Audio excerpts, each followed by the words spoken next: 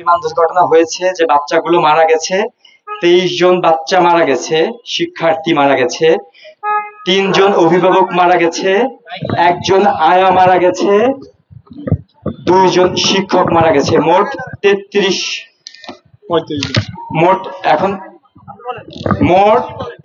33 জনের তালিকা স্কুলে টানানো হয়েছে। গতকালও বোধহয় একজন মারা গেছে, আমাকে একজন বললো, কিন্তু স্কুলে 33 জনের তালিকা ছবি সহ টানিয়ে দেওয়া হয়েছে। আমি সেই 33 জনের কথা বলছি, এবং সেই 33 জন বা যারা নিহত আহত হয়েছে সুষ্ঠু তদন্ত এবং বিচার নিশ্চিত করতে হবে। সারা বাংলাদেশে মাইলস্টোন সহ সারা বাংলাদেশে শিক্ষার নামে যে কোচিং ব্যবসা হচ্ছে, আইন করে এই কোচিং ব্যবসা বন্ধ করতে হবে।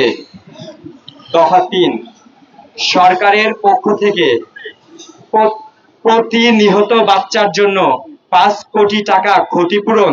আমরা আসলে ক্ষতিপূরণ বলতে চাই না, ক্ষতিপূরণ হয় না। আমাদের বাচ্চাদেরকে কে ক্ষতিপূরণ দেবে? বাচ্চা এনে দিতে পারবে, কিন্তু আইনে আছে, এজন্য বলছি সরকারের পক্ষ থেকে প্রত্যেকটা নিহত বাচ্চাকে 5 কোটি টাকা ক্ষতিপূরণ মানে জরিমানা দিতে হবে। যারা আহত হয়েছে তাদের সুচিকিৎসা দিতে হবে, চিকিৎসার খরচ বহন করতে হবে, এবং 1 কোটি করে টাকা দিতে হবে।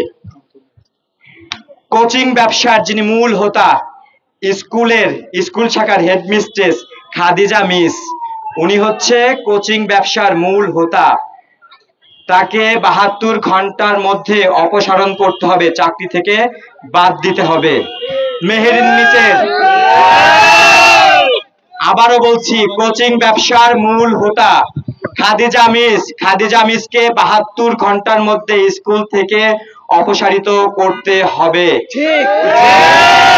মেহেরিন মিস মারা গেছে, মেহেরিন মিসের হাজবেন্ড আমাদেরকে গতকাল ফোন করে বলেছে উনি হচ্ছে কোচিং ব্যবসার মূল হোতা। কোচিং ব্যবসা করে উনি ঢাকা শহরে 3টা ফ্ল্যাট কিনছে, আপনারা তদন্ত করে দেখতে পারেন। ওনার বেতন হচ্ছে 40,000 টাকা। মেহেরিন মিসের হাজবেন্ড বলছে 40,000 টাকা বেতন পেয়ে উনি 3টা ফ্ল্যাট ঢাকা শহরে কিভাবে কিনছে। আপনারা চাইলে মেহেরিন মিসের হাজবেন্ডের সাথে যোগাযোগ করতে পারেন, তিনি আপনাদেরকে বলবে। আমরা 72 ঘন্টার মধ্যে কোচিং ব্যবসার মূল হোতা যিনি পার্সেন্টেজ খেয়ে 3টা ফ্ল্যাট কিনছে তার অপসারণ দাবি করছি। 4টা দফা করছি, আর 4টা দফা অন্বেষণ করবে। সাবিক ভাই, প্রত্যেক নিহত বাচ্চার জন্য 2 কোটি টাকা, প্রতি আহতদের জন্য 1 কোটি টাকা জরিমানা দিতে হবে। সরকার এবং স্কুল দুইটা 2 বিভাগ, 2 জনের তরফ থেকে আলাদা আলাদা করে এই অর্থ নিহত এবং আহতদের জরিমানা দিতে হবে।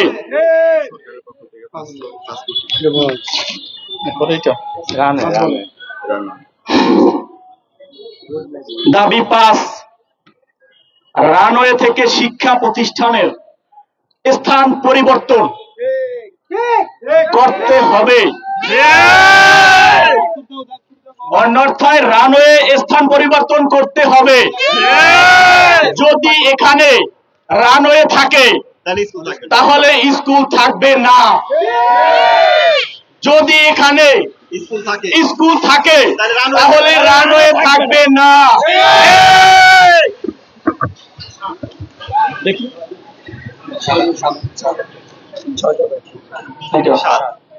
দফা 7, স্কুলের সিসি ক্যামেরার ফুটেজ আমাদেরকে দেখাতে হবে।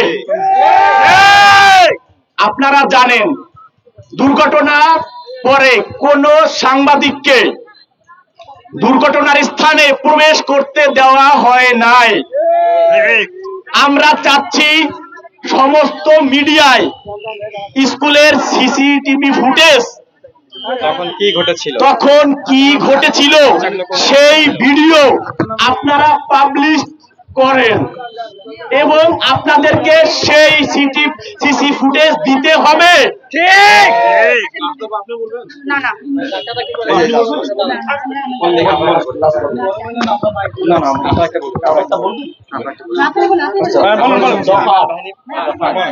দফা 8, বিমান বাহিনীর প্রশিক্ষণ ব্যবস্থা জনহীন জায়গায় করতে হবে।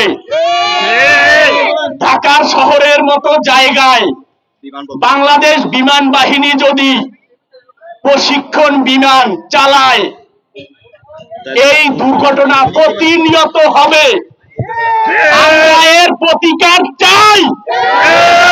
জনমানবহীন জায়গায় প্রশিক্ষণ বিমান চালাতে হবে।